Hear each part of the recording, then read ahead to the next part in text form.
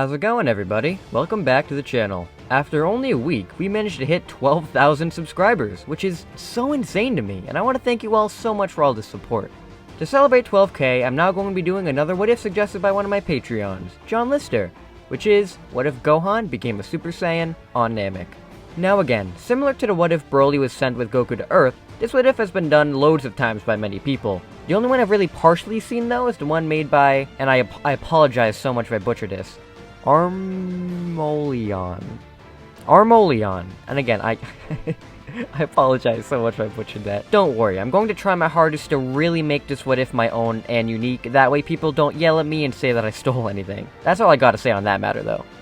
Anyways, huge thanks to all my other patrons who supported this channel, as along with John Lister, we have Dreadpool, Patrick Sandlin, Mr. Darkness, Zero Finessin, Jared, Robert Gregory, and Andy. If you want to get your very own what if turned into a video with 100% guarantee, then make sure you join these guys over on Patreon. That way it can get turned into a reality.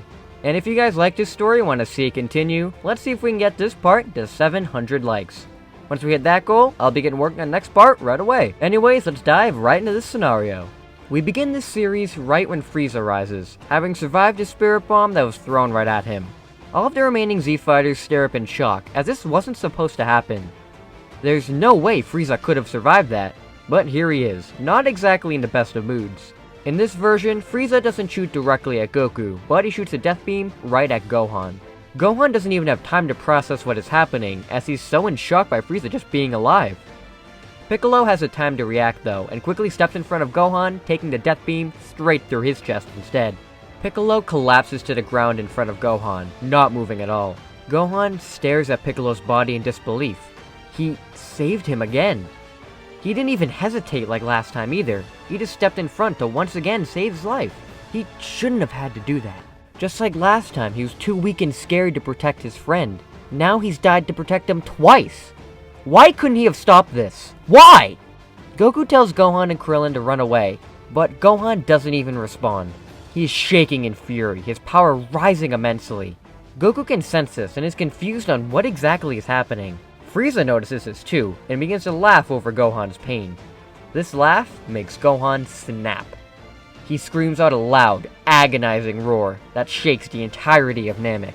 A golden aura begins to surround the young Saiyan, as tears flow down his eyes. His hair rises up, and changes from his usual black into gold. Gohan's power erupts, and he becomes the first legendary Super Saiyan. Goku and Krillin stare in shock at Gohan. What just happened here? Frieza is shocked as well. Saiyans are only able to transform into great apes, but this isn't no great ape that he's seen before. What exactly is this?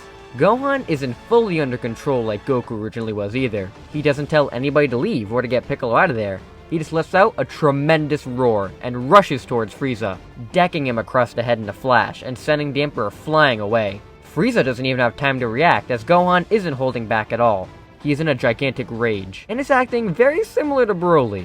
He keeps screaming, unleashing all of the hard blows that he can to Frieza, weakening the Emperor further. Being such a small boy, Gohan doesn't have any control over this power either, as again, he's only around 5 years old at this point in the story. And being given the rage and the power of such a transformation completely clouds the young boy's judgment of rationality, and he's just on a complete savage rage. Now, researching for this part, I had to check all of the power levels of this Frieza saga, and I found that Gohan's base when he was in a complete rage was about 1,310,000. Again, that's just a rough estimate, because, again, power levels and stuff, you know? So multiplying 50 to that would get a 65,500,000, which is still far under Frieza, though it's much under Frieza in his 100%. Frieza in his 50% final form was at around 60 million. Now, the Frieza in this story is actually weaker than 60 million, because he got badly damaged by the Spirit Bomb, and he's much weaker now, meaning that Gohan is leagues ahead of him. Now, would Frieza have the chance to power up into his 100%? I don't really think Gohan is like Goku in this situation. He's not going to let Frieza reach anywhere near that level. Gohan is in a blind rage, and all he wants now is Frieza dead. Frieza is losing more and more power fast, as all of the blows that is being dealt to him is damaging him greatly. He tries to power up further, but Gohan isn't giving him the chance. He begins to try and fight back more, but if he's able to land even a single blow to Gohan, this just makes him even madder, and he gets a bigger power boost from this. And as we know with Gohan, as his rage increases, so does his power. With all of this power that Gohan now has, he launches his most powerful Masenko yet straight at Freeza, knocking him to the ground, barely able to move. He's not quite dead yet though, but he's injured, like very injured. This isn't a close fight, as Gohan went all out right off the bat, and didn't just play around like Super Saiyan Goku did. Frieza tries his best to do anything, like launch his own Destructo Disc at Gohan, but Gohan easily destroys them and continues pummeling Frieza into the dirt. Frieza is on death's door, with Gohan continuing to strike him repeatedly. Gohan's fists are bloody, and he screams out even more with each blow, crying as his face is splattered with Frieza's blood. The only thing that snaps him out of it is Goku yelling out his name. Gohan slowly turns to look at his father, and sees the look of fear on his face. Gohan is confused on why his own father would be looking at him like that, and he slowly turns to look back at Frieza. He can't even see his face anymore. It's caved in so badly that there is no face there, and there are brains splattered about. Gohan stares down at his hands, cries out some more, and reverts back to normal, collapsing to the ground in exhaustion and disgust. Goku and Krillin go to pick up Gohan, with Goku surprised at the raw power of his son, and what exactly that form was. It made him go crazy. Was this another version of the Great Ape transformation? But it's what happens when you don't have a tail? He doesn't have any clue, but all he knows now is that this form is dangerous and that Frieza is dead. Piccolo, though, isn't quite dead, but he is, however, dying. Who knows if they're going to be able to get him back to Earth in time. Luckily, King Kai and Kami are already able to make their wish for the Namekians to be revived, which includes Dende, who thankfully isn't too far away.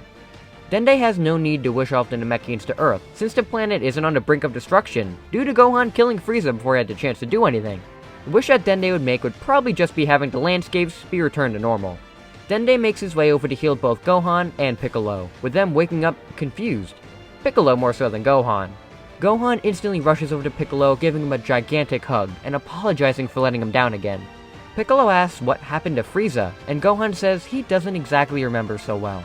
He just remembers seeing Piccolo get shot, and then standing over Frieza's mutilated body. He starts getting flashes of memory again, and begins to cry, saying that he really didn't mean to go that far. But Goku and Piccolo comfort the young Saiyan, and say that even if the way he went about it was brutal, he still managed to save them all. Frieza was a menace to the entire universe, and if Gohan didn't do what he did, then they all probably would have been killed. He saved them all. And if they can teach him to control this power that he managed to achieve, he can stop any threat around like Frieza and protect so many more innocents. Vegeta also reappears after being revived, and is curious about this power that Gohan apparently displayed to stop Frieza. Could it be that he became the legendary Super Saiyan? He needs to find out, and see if he can get the form for himself. So, he decides to go along with the group back to Earth in Goku's spaceship. The group say goodbye to the Namekians and thank them so much for their help, as they return to Earth. Back on Earth, things are much different, since the Namekians aren't on the planet this time, and Goku is here, since he had no need to go to Yardrat. Vegeta still goes to live with Bulma, but checks in with Goku, Piccolo, and Gohan ever so often, so he can try to get a look at that Super Saiyan form for himself. And after a while, and of Gohan looking through his past traumas, he is able to access the form again to some degree. He can't manage it for very long, and can't exactly control himself with it, but he's not as out of control as he was back on Namek. Before Gohan is even able to fully master the form itself, future Trunks arrives to the present and makes his way to the Sun household to warn them all about the androids. Now, if you guys are wondering where King Cold is, he's just going throughout the universe right now, as he has no idea what happened to Frieza. As far as he knows, Frieza just died on Namek, and since Frieza didn't get to tell him about the Saiyans and Earthlings, he would have no reason to go to Earth. Sure, King Cold could have just gone to Namek and killed all of the Namekians, but the Namekians used the Dragon Balls once again to move their planet to a safe location, where the Frost Demons would never find them. Future Trunks reveals to the group that his timeline is very different from the canon one. In his new future timeline, Gohan had Super Saiyan a lot earlier, and so he was able to train some more with it with Trunks. Since Gohan had a much more controlled version of Super Saiyan already, he was able to at least get Super Saiyan Grade 2 over the years, and be able to get powers slightly over the androids. Gohan had a much higher battle power, so he was able to train Trunks harder and get him to become a Super Saiyan without him even needing to die, which we all know is possible since in the manga, Trunks was able to go Super Saiyan before Gohan's death. Since Trunks already had Super Saiyan and Gohan had Grade 2, they both went in to fight the androids together. These two had amazing teamwork that matched out the androids, and with that, they were barely able to beat them back. It was a hard-fought battle, and Trunks was knocked out cold during the ordeal. Gohan was injured greatly, and it was a struggle for him to even stay on his feet. though he is able to keep his arm this time. The androids are still barely conscious, and are trying to run away. But Gohan couldn't just let them escape, and they were so close to ending this madness once and for all. He couldn't just fire any regular ki blast at them though, as he knew that that still wouldn't kill them. There was only one way to take them both out. He transformed into a Super Saiyan for the final time, and he rushed over and grabbed the gravely injured android, squeezing them with both of his arms. He flew straight up as far as he could, and began to glow with energy, as the android screamed at him to stop this. Trunks woke up just in time to look up into the air, and see Gohan smiling down at him. Trunks wonders what exactly is going on, and suddenly it hits him. He begins to scream out for Gohan to stop this. There must be another way, but it's too late. Gohan closes his eyes, and a blinding flash of light erupts, as Gohan sacrifices himself to end the terror of the androids. The android threat was gone, but at this point, everything is still awful in the future. All of the Z fighters are gone, and the whole world still needs to be repaired from the android evil. Bulma is still making her time machine even before Gohan died, and she felt she still had to try and complete it. As if they could change the past, then Gohan never would have had to die, and nobody else would have either. It's a long shot, but they may be able to make their time a lot better. Unfortunately, they didn't know that time travel ran a multiverse theory, so it didn't quite work out the way that they hoped. But that's how Trunks managed to get here. Hearing how things play out in the future is rough for our fighters to hear, and this all happened just because Goku died from a stupid heart virus. With this medicine from Trunks though, he can live and perfect the Super Saiyan form with Gohan. That way they can fight side by side and have a chance to defeat the androids without them killing anybody, and making sure that Trunks' future doesn't have to become a reality. The group thanks Trunks for this information, and state that they will train their hardest, that way he can have the best future possible.